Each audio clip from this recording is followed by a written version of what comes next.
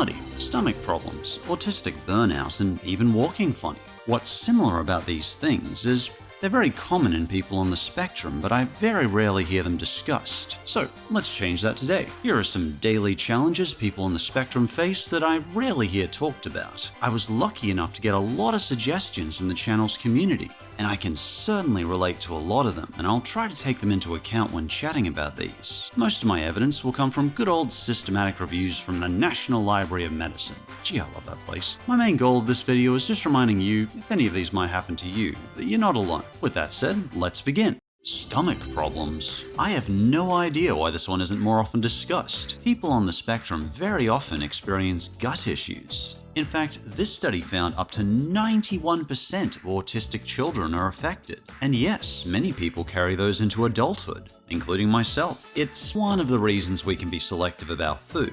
Common gut issues include constipation, diarrhea, abdominal pain, bloating, and reflux. I think part of why this one isn't frequently discussed is it's seen as an embarrassing taboo subject in our society. Like, it probably feels like TMI if I told you I regularly get abdominal pain, bloating, and gastrointestinal reflux. You okay, Josh? But I've had these challenges my whole life, and it heavily affects me on a daily basis, as it does many other people on the spectrum. It makes me irritable and it limits my food choices. And in society, eating with friends or family is a very common social activity. And when there's nothing on the menu that doesn't make your food come back up, that's unpleasant. And those restrictive food choices can make an autistic person look just like a nitpicky fusspot. But sometimes a person on the spectrum just wants to keep their food down.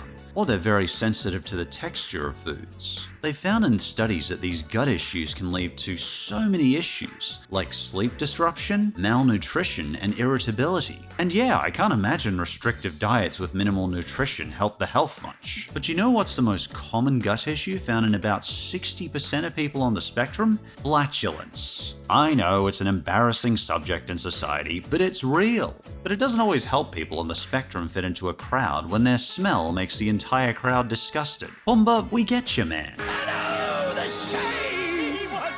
Seriously, in all of fiction, I've never heard this flatulence issue discussed by anyone but Pumbaa. So props to you, Timon and Pumbaa. You discussed a real health issue no other character in fiction has had the guts to talk about for 32 years. Yeah, it's all played for a laugh, but honestly, I never mind seeing a personal challenge with a laugh. I personally find it makes these challenges easier to digest if I can do them with a chuckle. Being called immature. This is one of the highest voted comments in my community, and it kind of breaks my heart. Because this is exactly what SpongeBob goes through in his first movie. What I'm trying to say is, you're just a kid. It's typically called quote-unquote social maturity, which is a term I don't even like, as it makes it sound like there's some quote-unquote right way to act as you get older. Obviously, be thoughtful and caring to others, but why is acting a certain way socially mature? If I'm excited about a new cartoon episode, traditional society might make fun of this. In the SpongeBob movie, 45-year-olds don't typically stay all night at Goofy Goober's eating ice cream. Some people might call SpongeBob excitement over Goofy Goober's quote-unquote socially immature. In my own case, traditionally, 38-year-olds don't have plushies of Sonic they keep on their desk. Or am I 37? I can't frickin' remember. They probably don't wash them either. Sometimes women get a little more leeway on traditionally kids' things like plushies. Flurry Moon's a good example because I admire how she just outright owns it and displays all her plushies on her desk. But generally for men in our society, our old 1940s society dictated that men must be masculine, not express their feelings, and be into grown-up stuff. Like I don't know, reading the paper, watching women do all the work, complain at the table, talk about business. I don't know what men did in the 1940s. Either way, my point is society has this preconceived notion of how adults should act that slowly shifts over time and between cultures. And many of us on the spectrum don't always meet this societal criteria. Again, academic sources aren't really the best for this very subjective issue, but according to the AMA Journal of Ethics, yes, there's a Journal of Ethics, quote-unquote social immaturity can be partly caused by increased social isolation. It's not helped by depression being common, which isolates us even more. Sometimes we can also be inflexible with new things. This is another part of why we cannot always fit the mold of liking socially mature things. as telling your blind date about a toy collection you're really proud of may not be seen as quote-unquote socially mature. My personal opinion is just really cliche when I say it out loud. Be who you are, but make sure you're trying to listen to that other person too. For people on the spectrum particularly, active listening can be a skill we have to work on really hard. But it is so valuable in friendships, and it can absolutely be done. Small talk.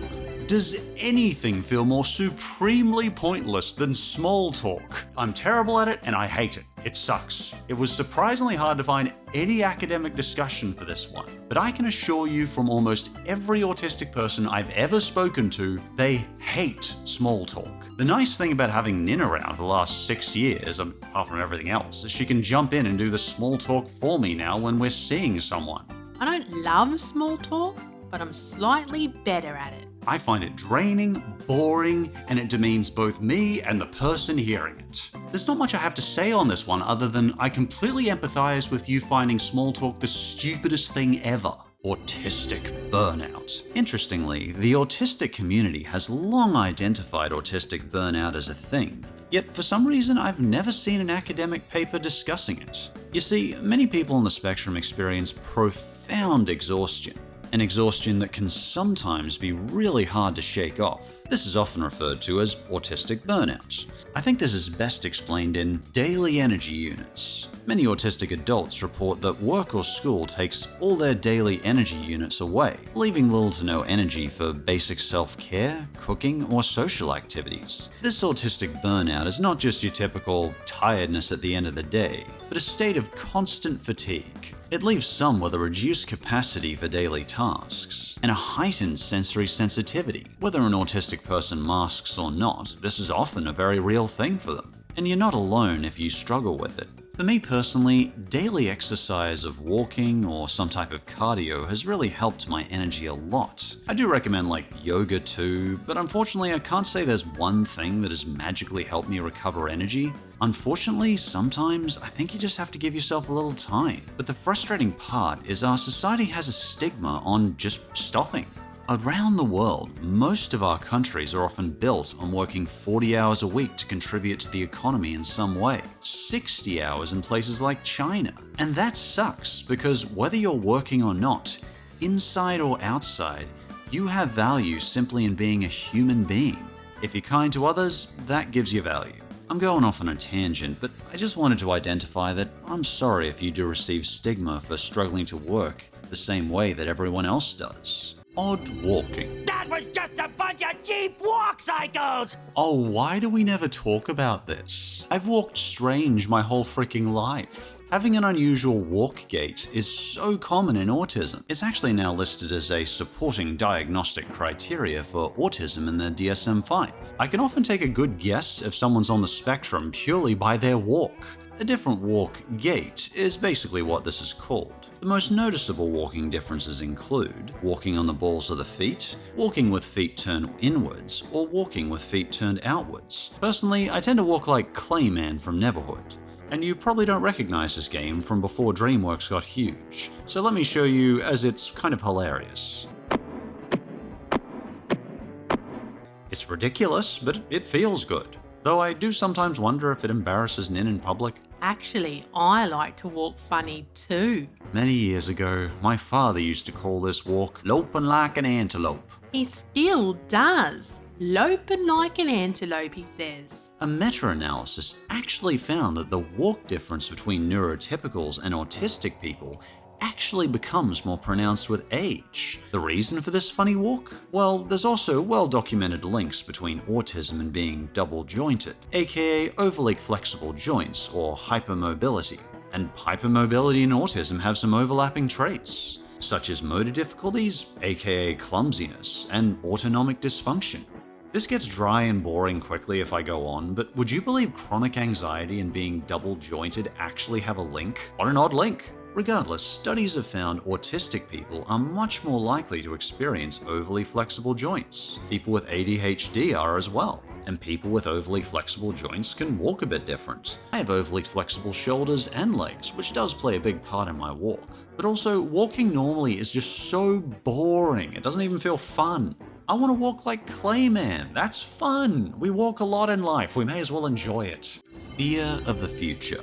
This was one of the highest rated comments. And I don't know if there's a comment I relate to more in my daily life than this. I mean, I do walk funny, but this affects me more. Although many people worry about the future, people on the spectrum can often experience intense fear of the future, constantly anxious about it. Personally, yeah, I worry about the future all the time.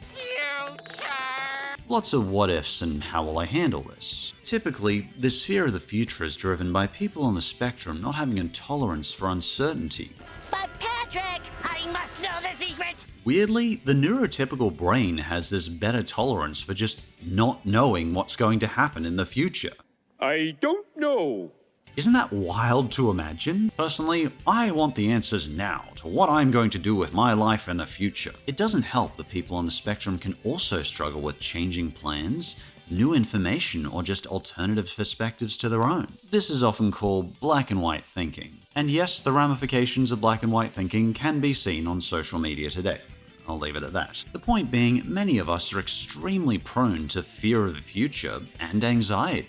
Professor Tony Outwood says about 84% of autistic young adults experience clinically elevated anxiety, with many autistic people meeting the criteria for anxiety disorder. And this anxiety and rigid thinking really doesn't help with that fear of the future. It can also lead to catastrophizing, where we picture the worst case scenario. This can also partly be rooted in our past negative experiences. Constantly having to tell yourself, I don't know, can be tough, particularly for a person on the spectrum. This annoying fear of uncertainty can be so stressful and upsetting that we do everything to avoid it, such as refusing to go to social events. Sometimes people would even prefer something bad happen now rather than waiting for it to happen. So honestly, I floundered here when trying to think of some clear, straightforward tips. With my own fear of uncertainty, I always end up coming back to a small moment from when Winnie the Pooh and Piglet are walking through the forest. While they're walking along,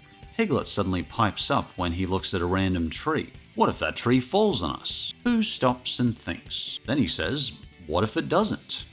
That's it. And even if it does happen, maybe I'll be able to handle it then. And for the things you can't change, well, in my live action videos on the wall behind me, just below the picture of my cats, I've had a picture on my wall for the last 10 years or so that I'd like to show you. It's a bit tattered and hard to see though, so I'll show you the digital copy I made. Aim to have the serenity to accept what you cannot change, and the courage to change what you can, and the wisdom to know the difference. This is a quote I've had to chop and change a bit, and I don't like how it was originally used by Alcoholics Anonymous to try and push a religious agenda, but this secular version, I love. In my personal version, you're aiming to have the serenity. Your goal is to try and at least tolerate what you can't change. You're not expected to suddenly not fear the unknown. That's okay. Just acknowledge that fear. But then, after that, find the courage to change what you do have control of in your life. What you can control might just be helping your family, your friends, or just being thoughtful to others in your daily life. Open a door for someone.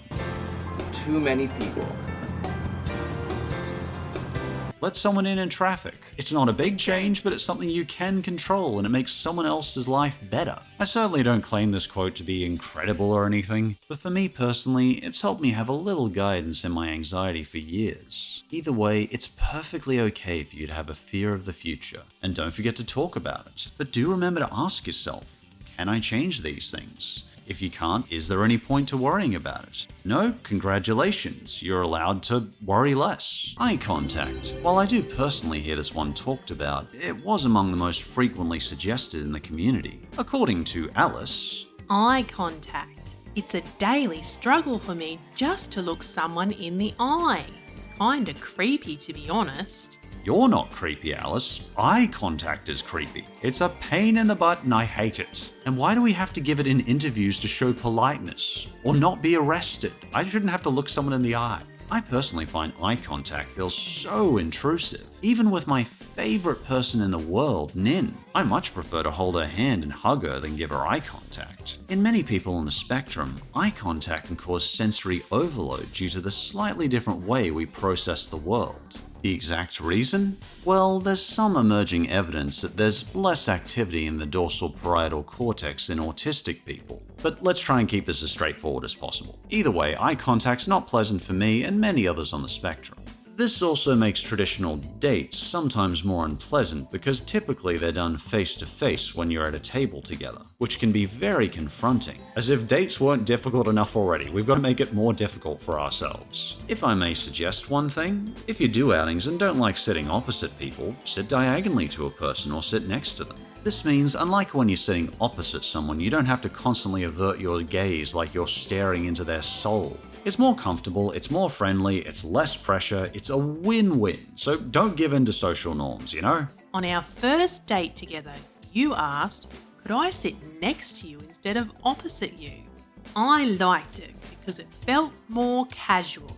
Exactly, we were both happier for it. To hell with social norms. Some people like to communicate more through touch than eye contact. That being said, if you do have to for a job interview or something, you can learn to do it. But we sure as hell don't have to like it. Unemployment and underemployment. This one's no secret, but I still don't hear it talked about much. Personally, I've had employment issues my whole life. Part of why I appreciate so much being kept here. And frequent studies have shown that unemployment is an issue for many people on the spectrum. Whether a person on the spectrum does or doesn't have an intellectual disability, this employment challenge is so real. And purely through talking to people in my community over the last 10 years, I hear about employment difficulties all the time. A big stigma I often see is the myth that many people on the spectrum don't want to work, which is simply not true. Studies have shown that many of us want to work. Many on the spectrum really want their independence, and chances are many unemployed autistic people will keep trying. But there's a lot of hurdles and challenges. The employment challenge is a combination of things. The first challenge is just finding a job, and presenting well in interviews isn't always easy for people on the spectrum. Nobody's ever talked to me like that before. You're hired.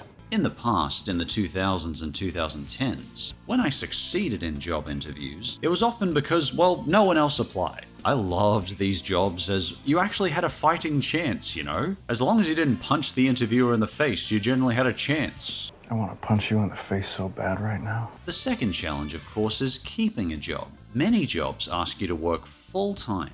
8 hours a day, 5 days a week. For many people on the spectrum, this is just too much. And personally, when I got a full-time job, I'd often get maybe 3 months in if I was lucky, before I'd burn out and need a break. There's just no breaks in those 5-day weeks, you know? Eventually, I found if I worked 3 to 4 days a week instead of 5, I could balance emotional regulation, deal with depression, and still have recovery time in between shifts. I noticed in the Australian Bureau of Statistics, around 11% of people on the spectrum were employed full-time, while nearly 30% were employed part-time. Again, this shows that many of us want to participate in the workforce, but sustaining that job full-time is not always easy. Another issue I found in employment is speed isn't always our strong point, and many entry-level jobs require speed and facing constant stimuli. This is where I belong. Over the years, I worked at places like Subway, KFC, Pizza Hut, gas stations, and Chinese restaurants. What's similar about all these workplaces is they all require you to work fast without making mistakes. Some studies have found autistic people can have slower processing, Mr. Krabs, I don't know if Take your time. particularly when there's lots of noise and social interactions going on around us. And I was fired from 2 Subways for being too slow. I don't personally consider this discrimination at all because I simply wasn't fast enough for the job. That's just who I am. If there's a job to be done in the lunch rush and lots of people need their sandwiches in that lunch period, if I can't be that fast, I'm wrong for the job. But we can also be very detailed in our jobs and very careful in doing a job right. So sometimes in slower jobs, we're really good at them. You can't rush art. For example, in 2008 when I was working in a job in IT repairing computers, I put pride into each computer I made and fixed, making sure each computer was well designed and I could at least run Crysis on low settings. I'm not claiming there's an easy answer, but if you do struggle with employment, I hope you don't give up and don't be afraid to ask for help.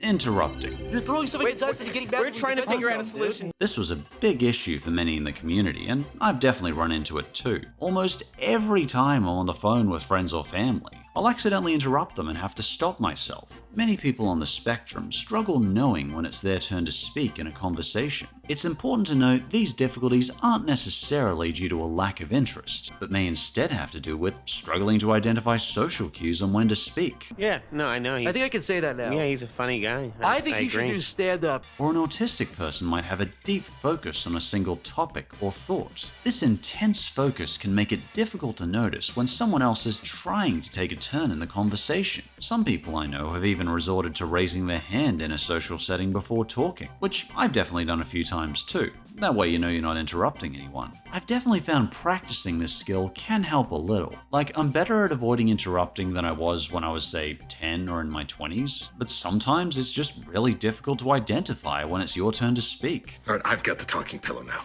Texting can be a good alternative to get around this interrupting issue, but there are times a conversation does need to be done via voice. And I think in that case, we just have to allow ourselves to make mistakes, try our best, and be vigilant not to get too absorbed in our topic. Do you think he's more cardio or weight focused? It doesn't matter. It doesn't matter. Noise sensitivity. Noise issues was one of the highest rated comments in the community suggestions, and understandably so. I often have to block my ears when there's a loud car, a loud siren, a loud machinery, loud TVs, loud music, a screeching child, planes, vacuum cleaners, even the hand dryers are loud. It's just endless noise in our society. And while someone's having to try and work while also dealing with noise, it can be really challenging. Loud noises! As I mentioned, one of the top community comments mentioned noise as an issue. According to Ponderosa, Stores think it's cool to blast annoying pop music at top volume. I'm looking at you, Walmart. In addition to those horrible fluorescent lights, the aforementioned big box store has also started with this high decibel 6-tone jingle out of nowhere before PA announcements are made. You can tell from Ponderosa here, a lot of people are bothered by the constant noise in society. Personally, by the time I get home, I often just want to close my door and be in a quiet room. Though I found it's helped me a lot to carry earplugs. And when I travel, I bring noise-cancelling headphones with me. This at least gives me the peace of mind knowing that I can escape the noise a little when it gets too much. A study by Science Direct found that around 50 to 70% of people on the spectrum report noise sensitivity. So if this does affect you, you are certainly not alone. People on the spectrum often report having extreme, sometimes painful reactions to everyday sounds. It's so common with people on the spectrum that noise sensitivity is now a DSM-5 sign of autism. My personal recommendation, visit your local pharmacy and see if you can find an easy to carry earplug set that works for you. I know that's not like super helpful advice, but it's what's personally helped me. Light sensitivity. Autistic sensitivity to light is such a huge thing that organizations like Theraspecs have made hugely successful businesses out of it. Light sensitivity can include the bane of my existence, fluorescent lighting, blue light, or sunlight, or even screen glare. Oh, and flickering lights can be so awful too. I'm not scared by the horror, just fix your stupid light bulbs. You can murder me, but at least do it in good light. And yeah, personally, I wear a hat almost every time I go outside, and often sunglasses. And opening the blinds can give me an eye headache. I might shield my eyes or find it really uncomfortable. Even the headlights on cars bother me. Generally, the reason for this sensitivity in autistic individuals is believed to be due to differences in the central nervous system. The reasoning is complex, but studies have found there is increased activity in the visual cortex of the brain of people on the spectrum in response to bright stimuli, and this can lead to sensory overload. Something interesting I also noticed is when at home, many autistic individuals don't like overhead lights, such as your standard ceiling house lights. They may instead prefer a dim lamp. I don't know the reasons for this, but I noticed it, and it's interesting. My personal recommendations for light sensitivity are just what's worked for me. When you're outside, wear a hat and sunglasses, and open the blinds to allow a little more natural light when indoors when you can. Also, try to take frequent breaks from the screen. I say this after I've been writing this script and voicing this for the past 3 hours without stopping, so don't take me as an example. There are also many blue light filter glasses out there. You may find they work, you may find they don't. Generally, I hear very positive feedback. But keep in mind, since the glasses organization Theraspecs blew up, there's a lot of organizations that will sell you overpriced blue light filtering glasses that could be purchased much cheaper. I'm not saying these glasses won't work for you, but I recommend shopping around. Insomnia and sleep issues. We've really got to talk about this one more often in our society. It's such a frustrating one. But sleep is such a pain in the rear for so many people on the spectrum. According to our buddies at the National Library of Medicine, sleep issues affect about 80% of children on the spectrum, and unfortunately, this issue often proceeds into adulthood. Sleep issues include insomnia, night terrors, sleep paralysis, and even sleep talking. I've had all these sleep issues as a kid and insomnia my whole life. Personally, I try to see this as more of a nuisance than a health condition. You'll live without a little sleep. It's okay if you don't get as much as others. But it's worth keeping in mind sleep issues can lead to some understandable other challenges. According to Cleveland Clinic, sleep problems can lead to trouble concentrating in daily life, struggles with emotional regulation, irritability, fatigue, poor memory recollection, depression, and already inhibited social interactions. And interestingly, these are already issues for many people on the spectrum, and sleep issues can exacerbate all these issues. If you personally struggle with these sleep issues, firstly, you're not alone. Secondly, these are some tips for insomnia that have personally worked for me, and they're recommended by the National Heart Institute and various other sources. Make your bedroom sleep-friendly. Sleep in a cool, dark, quiet place. I recommend if you're uncomfortable in the dark, which I am, get a nice dim lamp. There's also a ton of low wattage night lights available too. Avoid watching TV or looking at electronic devices. I recommend keeping your phone charging in another room while you're in bed. If you use a tablet, keep it on silent at all times with 0 notifications allowed. Avoid naps. This may help you sleep longer at night.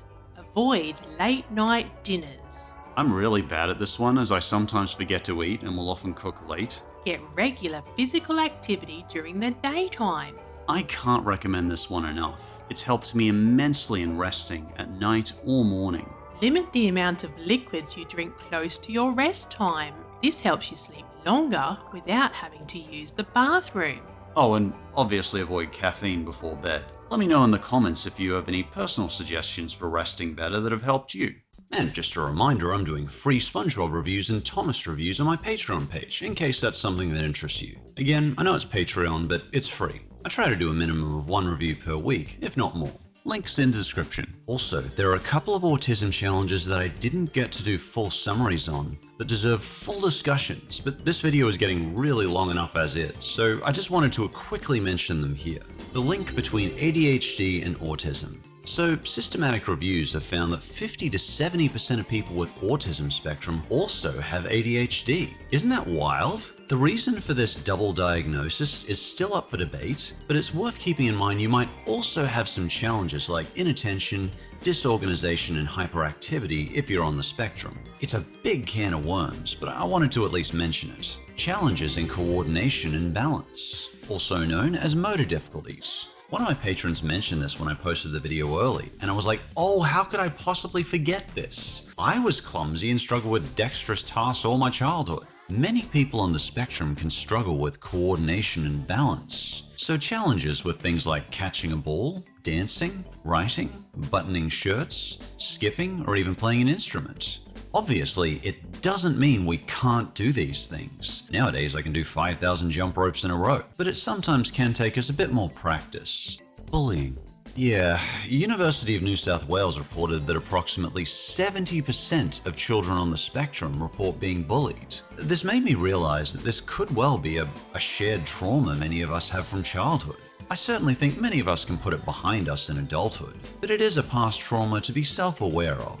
On the subject of trauma, I spoke to Professor Tony Atwood for this video, and he mentioned traumatic invalidation as something that isn't often discussed. Basically, this is when recollections of trauma are denied or punished by others. It feels wrong to not mention this issue. It's just a long video already and a very complicated subject. Tony also mentioned introception as a challenge. In other words, some of us struggle to pick up basic body cues such as hunger, thirst, pain, and emotions. Let me know in the comments if you would like me to further discuss these challenges in a future video. Okay, what's our final challenge? struggling to put thoughts into words. Oh boy, nothing like a game of charades.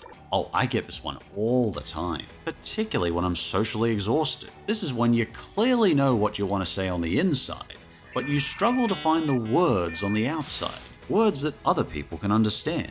Generally more professionally, this is referred to as a word retrieval issue. I've seen my autistic friends struggle with this, and Nin would be the first to tell you. I do this a lot while talking with her every day. This issue can lead to rambling, stuttering, and pausing mid-sentence, trying to think about what you want to say. So why does it happen? Well, it partially has to do with high cognitive load. Social situations can require intense processing power for an autistic brain. Have fun, I gotta run. So when you get, say, sensory overload, or you're anxious, or you're socially exhausted, this can lead to a kind of shutdown of verbal ability. Those mental resources just get depleted, and it can take us a bit longer to find our words. Another reason is alexithymia. I know, what a mouthful, hey. They could have just said to me, difficulty in identifying, processing, and describing emotions, and I would have understood that fine. Medical news refers to this as emotional blindness. A systematic review found this emotional blindness occurs in about 50% of people on the spectrum. So what can help this finding words annoyance? Well, some helpful ways around this are actually surprisingly obvious. 1. Take your time. Take a moment of time to just stop and process and think. Stop, take a deep breath, and try again. Or you can use alternative communication. This can be as simple as texting what you want to say instead of saying it. Nin and I tried sign language instead for a while. It worked really well. It can often help to write down what you want to say. To finish up, I'd like to tell you the very strange reason I decided to make this video. I used to watch this British sitcom called Red Dwarf. In one episode, one of the main characters, Rimmer, discovers who his dead father really was. He'd always thought his father was an incredible space captain, but it turns out his dad was just a subpar janitor his whole life. Some might feel bothered by this, but Rimmer actually felt liberated. He was more confident afterwards and became more capable, because he was no longer crushed under the expectations he put on himself. Suddenly I don't have that voice in my head telling me I'm useless at everything. I have a new voice telling me how proud he is. I can think. The same thing happened to Muscle Man in Regular Show when he discovered his dad was nothing special. He wasn't even a trucker. I guess the reason I mention this story is I just want to show other people on the spectrum they have a right to feel challenged in life. They don't have to be a Bill Gates. They don't have to be a Jim Carrey or an Albert Einstein. The expectation may crush people less if they understand they have the right to feel challenged.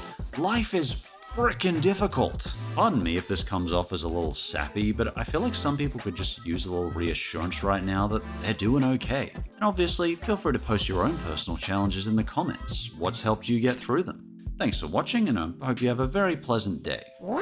And thank you to my patron bosses who keep me focused on doing what I love, making videos for you. I also want to do something very different for the shoutout tier. I'm going to read the fortunes of every shoutout patron. I warn you, they may be utter horse trollop, but I'm not going to skip them if they're bad. We're just going to say, this is your fortune. So Anna Jones, here is your fortune. Jealousy doesn't open doors, it closes them. I can't deny that. Phoenix Star YT, your fortune is, land is always on the mind of a flying bird. John Bondi, joys are often the shadows cast by sorrows. I don't like that fortune, John Bondi, have another one.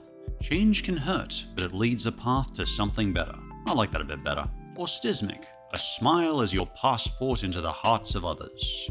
Angel Angeline, this fortune is terrible. It is the most generic crap I've ever read. Never give up. You're not a failure if you don't give up. We're giving you another fortune. That one's horrible. Hard work pays off in the future. Laziness pays off now. Yeah, I think that one's fair. Glitter Wolf, the love of your life is stepping into your planet this summer. I guess this means the love of your life, Glitter Wolf, is an alien, so there you go. Keep your eye on the skies. Here's your fortune 3 cat day. The world may be your oyster, but it doesn't mean you'll get its pearl. Pearls are overrated anyway. Pixel Puppy, a conclusion is simply the place where you got tired of thinking. Nah, I don't like that one. Let's give you another. It's amazing how much good you can do if you don't care who gets the credit. That's like my favorite so far. Alright, Marty738, here's your fortune. The man on top of the mountain did not fall there. Doesn't even make any sense. This one's terrible. A very attractive person has a message for you. I don't know, Marty, maybe a mailman got a haircut. Katie and Dalton, one for each of you. Katie, help, I am being held prisoner in a fortune cookie factory. Dalton, a chance meeting opens new doors to success and friendship. It does indeed. The Furry of Fury, your fortune is, you must try or hate yourself for not trying. Miss Arceus, you will learn from your mistakes. You will learn a lot today. Oh, I'm sorry. Let's give you a good fortune. You will be hungry again in 1 hour. Joseph Bowers, flattery will go far tonight. Oh, and the next fortune is you will marry your lover. Joseph, I think you should have both those. Jordan McCann, you are very talented in many ways. Oh, come on, that's just flattery. Let me give you another, Jordan. A dream you have will come true. Mr. Fortune Cookie, could you get any more vague? Chandler Amethyst, you already know the answer to the questions lingering inside your head. Oh, that's fair. That's psychology in a nutshell. Megan Bruns, the man or woman you desire feels the same about you. Really? I'm sorry, Chandler, the fortune cookie has spoken. The Hug Wizard, I'm sorry, we have a very generic one for you. You will become great if you believe in yourself. Every 90s cartoon in the world says that. Fortune Cookie, what if Hug Wizard is already great? Who are you to judge that they're not great yet?